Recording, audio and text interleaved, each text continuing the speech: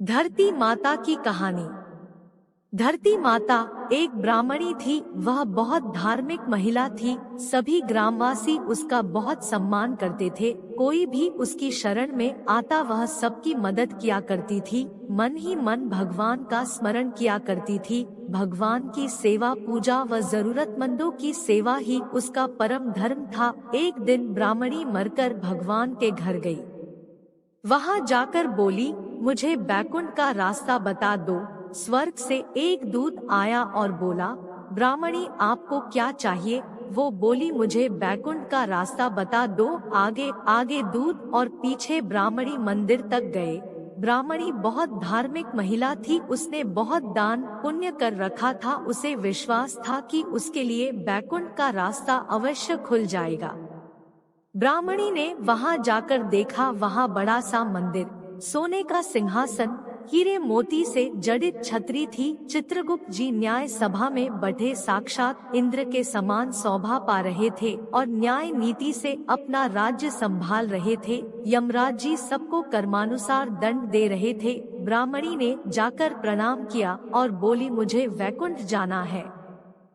चित्रगुप्त ने लेखा सुनाया और कहा कि ब्राह्मणी, तुमने सब धर्म किए परंतु धरती माता की कहानी नहीं सुनी, इसलिए तुम्हारे सिर पर धरती माता का कर्ज है। वैकुंठ में कैसे जाएगी? ब्राह्मणी बोली, धरती माता की कहानी के क्या नियम है? चित्रगुप्त जी बोले, कोई 1 साल, कोई 6 महीने, कोई 7 दिन ही सुने पर धरती माता की कहानी अवश्य सुने, फिर उसका उद्यापन कर दे। धरती माता की कहानी सुनने से जाने अनजाने किए गए पाप कर्मों को धरती माता हर लेती है। स्वर्ग लोक में धर्म को ही स्थान प्राप्त है। यहाँ पाप के लिए कोई जगह नहीं है। धरती माता की कहानी पीपल के पेड़ के नीचे बैठकर सुननी चाहिए।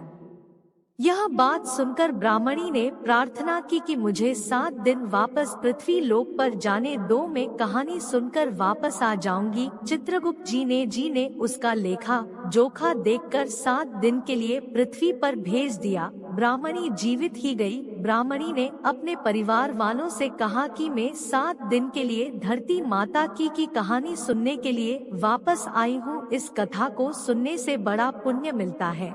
उसने पीपल के पेड़ के नीचे बैठकर परिवार के साथ 7 दिन तक धरती माता की कथा सुनी। 7 दिन पूरे होने पर वापस धर्मराज जी का बुलावा आया और ब्राह्मणी को वैकुंठ में श्री हरि के चरणों में स्थान प्राप्त हुआ।